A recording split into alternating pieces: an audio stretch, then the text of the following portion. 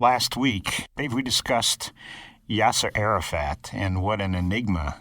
I mean, it's not that he was an enigma, but why the world not only accepted this mass murderer, terrorist from the get-go, but then they give him the Nobel Peace Prize, Dave. It's insanity. And then they forced Israel to make peace with this man, made him a great statesman for peace. The UN gives him a standing ovation. They invite him to make a speech, and he calls for the destruction of Israel. He gets a standing ovation. The PLO that killed, as we mentioned last week, 11 Israeli athletes at the Olympics, they are invited to bring a team to the Olympics. Right. And last Olympics in Greece, Athens, it was the Palestinians who received the greatest applause as all the teams marched in. Tom, it's not only an enigma and insane, I think it's satanic. It's part of a delusion that is sweeping this world. If you're new to our program, this is our main article segment. We've been discussing Dave Hunt's new book, Judgment Day, Islam, Israel, and the Nations. Dave, at the end of Chapter 9, you have a section titled The Remade Arafat, and in it you have a quote from Jeff Jacoby of the Boston Globe, which I think is a synopsis of what we've been talking about. That's terrific. Let me read this. I'm quoting, again, this is from the Boston Globe. In 1993, following secret negotiations in Oslo, Israel embarked on a peace process designed to elevate Arafat and the PLO to heights of power, wealth, and respect they had never before known.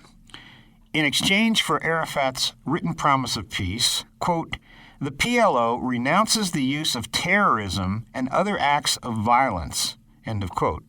Unbelievable. The man lies. Well, it gets worse. Israel agreed to forget the PLO's long history of mass murder and to treat it as the legitimate representative of the Palestinians. The deal was sealed at the White House on September 13, 1993, when Prime Minister Yitzhak Rabin gave Arafat his hand and affirmed his new status as Israel's partner in peace. What followed was unprecedented in the history of statescraft. Arafat and thousands of PLO killers, now reconstituted as the Palestinian Authority, entered Gaza and the West Bank in triumph. In short order, Israel transferred virtually every Arab city and town in the territories to Arafat's control. It allowed the Palestinian Authority to assume full administrative power over the Palestinian people.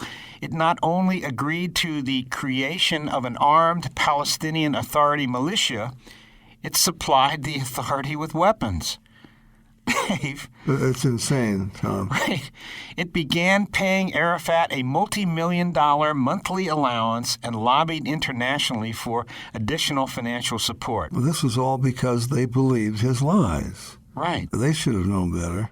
It permitted the Palestinian Authority to build an airport, operate radio and television networks, and deal with other countries as a sovereign power. Now, this is a guy who was banished to Tunisia. Wasn't that the case back prior to the Oslo Accords? Yeah.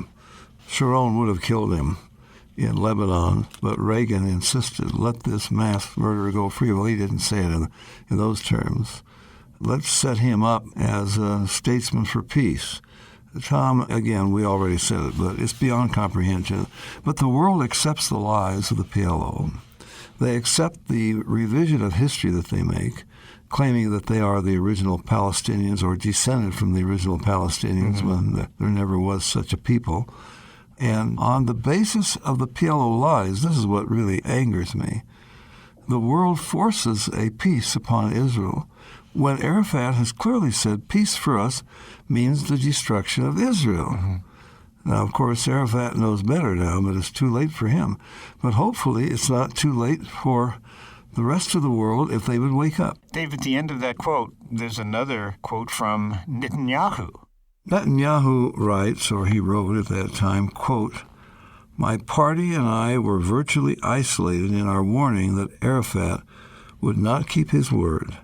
We were widely castigated as enemies of peace. Our argument was that handing Gaza over to Arafat would immediately create a lush terrorist haven, unquote. Of course, Netanyahu was right.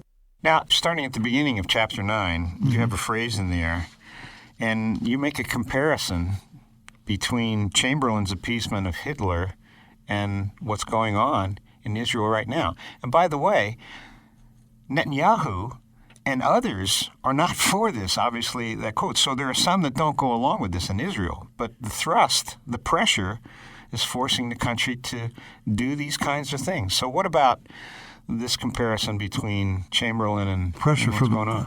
It's pressure from the world, of course. Mm-hmm.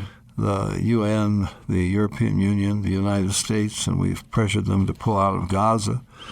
And that was a big mistake. And that actually caused Netanyahu to resign from his position in the cabinet.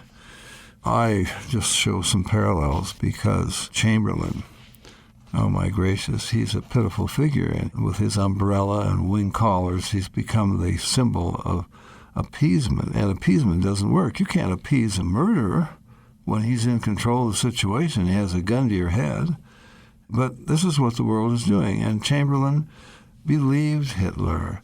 He came back from meeting with him. Oh, what a wonderful man he is. And he's a great leader, and we will have peace. And then, of course, And Parliament, they stood on their chairs and cheered him on and got excited as he returned from Germany. Peace in our day, that was the phrase. And, of course, England was not thinking of the Czechoslovakians. They virtually handed Czechoslovakia to Hitler. And he took that over, and, of course, it's very similar to today because the Germans somehow were the abused and mistreated people. This minority, like the Palestinians, are being abused and mistreated. They're attacking Israel. But it's all justified because of the way Israel has mistreated the Palestinians. And so... So-called. So-called, right. Thank you. Lest someone listening get the wrong impression. And that was the situation in that day. And Chamberlain was confident that Hitler was a reasonable man, that you could really deal with him on a reasonable basis, that he was an honorable man. And this was the history of Israel with Arafat. One deal after another. They signed one agreement after another. It's not worth the ink in Arafat's signature. It broke every agreement that he ever made. Before the so-called peace treaties and the Oslo Accords and so forth, I think, several hundred Israelis have been killed. The next few years after signing it, more than 1,000, 1,200 Israelis have been killed, 5,000 maimed. It got worse. It only got worse. With every deal they signed with Arafat, it got worse. I show how Arafat's widow and Perez on Israeli radio, they said, oh, wow, fantastic. In fact, he even said utopia has arrived. Why, the PLO have removed from their charter the section that calls for the extermination of Israel. In fact, they hadn't removed it. And they will not remove it. If they did, the whole Muslim world would come down on them because Islam teaches Israel must be destroyed. So, Tom, unbelievable then, and even more unbelievable now with the history that we have behind us. We ought to be a little wiser. But who was it that said the only thing we learn from history is that we never learn from history? Mm-hmm. One of the ruses that they used was the alleged Jenin massacre, and they pumped that into the press like nobody's business. Yeah, Tom, again, it's an example of the fact that the press is eager to get something on Israel, eager somehow to justify what the Palestinians are doing so they can say, see, it's all the fault of Israel. And the Jenin massacre was a lie. Jenin was on the West Bank, and it was a nest of terrorism. This was the main area from which the terrorists were launching their attacks, deliberately aimed at innocent women and children. Not accidentally killing a few civilians, but deliberately aimed at civilians. That was their major target, because the military were a bit more difficult to attack. And Israel finally was forced to go in there. And the whole world said, oh, it was a slaughter. They bombed them. They've destroyed Jenin. They have slaughtered so many civilians, and it was written up in the papers. They were demanding a UN investigation. In fact, they were demanding the UN troops went in there to keep the peace. Well, there were newspapers like the Minneapolis Star-Tribune that were embarrassed. They finally had to admit that their handling of the alleged Jenin massacre had been, quote, an egregious stumble. The New York Times and Associated Press at last admitted that Human Rights Watch had found no evidence of a massacre. The final count for the 10 days of fierce fighting was 45 Palestinians, most of them terrorists, killed, and 23 Israeli soldiers killed. Now, a suicide bomber can do away with that many in one bomb in a shopping center on a bus. Mm-hmm. And it gets no outrage in terms of the world's view. Never. Tom, I have never heard on CNN, I've never read in a newspaper any complaint, any outrage against what the terrorists are doing. It's always Israel's fault for how they have oppressed these people. Israel did not put them in the camps. We give all the documentation in the book. But what did Israel do? Instead of using bombs and rockets, which they could have launched, in order to minimize civilian casualties, they risked the lives of their men. They went door to door. These homes were booby-trapped. There were people who had bombs on them who would come and pretend to surrender. And the restraint with which Israel has acted, nobody does this in a war. And Israel, in fact, has given back 95% of all the land they ever took. And why did they take that land in the first place? They took it in self-defense against an enemy that had sworn to exterminate them. Mm-hmm. Now, I'm not saying that everything Israel has ever done. They're human beings. But you've never had a war, and you've never had soldiers who acted with such restraint as the Israelis have against an enemy that has sworn to exterminate them. So it was exposed as a lie, this whole Jenin massacre. But what does that mean to the world? It doesn't mean anything to the world. Well, the New York Times did apologize a bit, I guess, as the Associated Press did. But that's all forgotten. Now they're eagerly waiting for some other evidence, so-called, quote-unquote, of Israel's abuse of these people. Dave, there's also a dilemma here for some Muslims, for Arabs, especially those who are a moderate view. They can't do anything. I mean, they're putting themselves in harm's way to raise a moderate voice. Isn't that the case? Well, many, many Palestinians have been killed because they dared to even suggest maybe we could have peace with Israel. Maybe we could get along with them. Some of them have been willing to sell property to Israel in an effort to equalize the situation, boundaries and so forth. They are slaughtered. They're hauled out into the streets and shot, or they're strung up, or they're dragged behind cars. It's by the Palestinian Authority. Palestinian Authority, right. Tom, it's maddening, absolutely maddening. And we give the whole history of how this, and I can't go back and don't want to go back over there, I presume. We've already given it, but there never was such a place as Palestine. There never were a Palestinian people.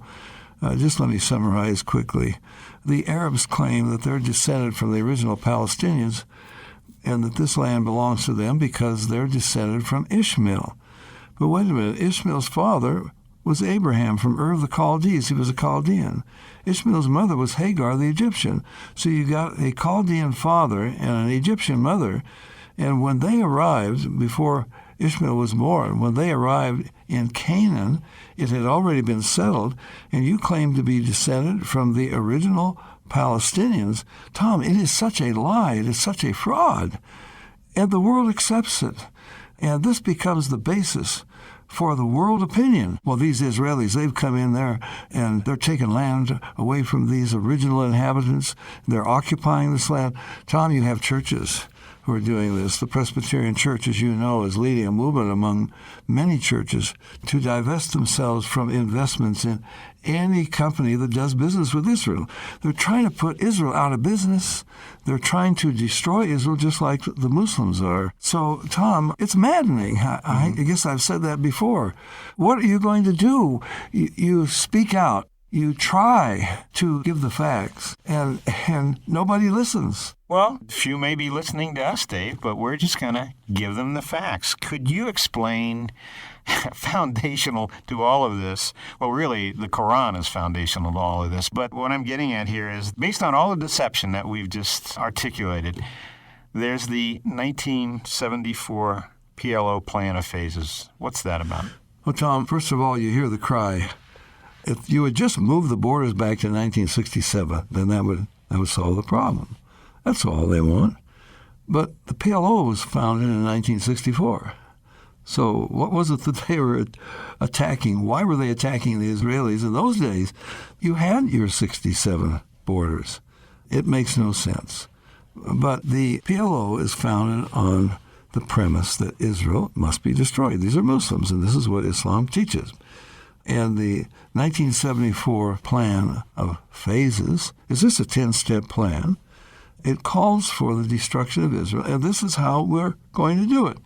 We will pretend peace. We'll get territory within Israel. We being the Palestinians. So-called Palestinians. Right. By the way, the PLO, Palestinian Liberation Organization, was not founded by Palestinians.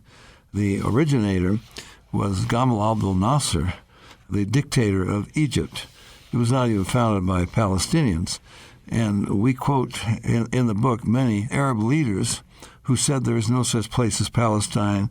Palestine is a Zionist invention. I quote Ahmed Shukeri, for example, 1956. He is testifying to the UN. There's no such place as Palestine. If there's any Palestinians, it's those Jews. We Arabs are not Palestinians. 8 years later, 1964, Ahmed Shukeri became the founding chairman of the Palestine Liberation Organization. They just lie. They change history, and the world accepts it. There's never a murmur of disapproval. Everything is aimed at Israel, complaining about Israel, and so forth. But anyway, the whole idea of the PLO was, how are we going to destroy Israel? We will do it by pretending peace. We will do it by subterfuge. We will get position within Israel. We'll have an army inside of Israel. We'll be within the borders of Israel. And that is where we will launch our final destruction of Israel. In 1974, they didn't yet have Temple Mount. That had been given in 1967. That had been given to the King of Jordan. But he turned it over to the PLO in 1994. The PLO now even has the heart of Jerusalem, the holiest site to the Jews, is in the hands of the PLO. It's incredible, Tom, what is going on over there.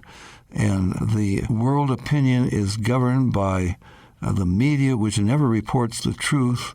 They are giving you a skewed view of this. Well, it's worse than skewed.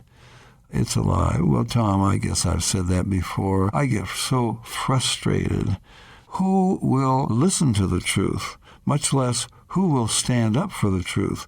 And maybe some of our listeners out there, I'm not trying to sell books, but if you would get Judgment Day and study it and learn the facts, maybe you could write to your congressman, to your senators, to the president.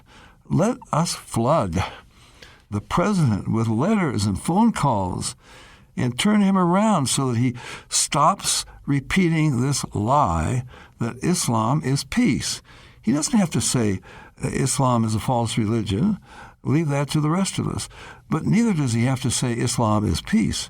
Why doesn't he just go about his business of promoting an equitable arrangement over there and stop forcing the Israelis to give back more land to an enemy that has sworn to exterminate them? Please visit our website, thebereancall.org to access our radio archives going back to 1999 and our newsletter going back to 1986. We offer daily updates by email or visit us on Facebook or Twitter. Are you looking for information about a specific topic? Go to thebereancall.org and click on Topics at the top of the page. Our online store is thebereancall.com. We offer a wide variety of books, tracts, CDs, and DVDs. Note that most of our ebooks are free. I'm Gary Carmichael. Thanks for tuning in, and we hope you can join us again next week. Until then, we encourage you to search the Scriptures 24/7. Though none go with me, I still will follow. No turning back, no turning back.